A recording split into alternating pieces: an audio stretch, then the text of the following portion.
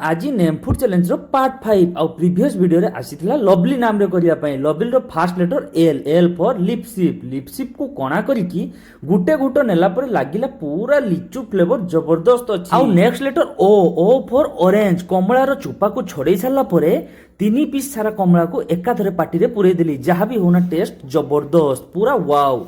एबे next letter भी भी फॉर भेजिस्लाइड्स केक को खोलरू चिरिबा परे मु देखली पूरा मस्त कटिंग पीस रे अछि ताकू पार्टी रे पुरेला परे सतरे वाओ टेस्ट अछि पूरा मस्त। आउ next letter E for Eclairs chocolate रो टेस्ट भी ठीक ठाक। एबे नेक्स्ट लेटर एल फॉर लटी चोको पाई जोटा की मोर सबुठु प्रिय।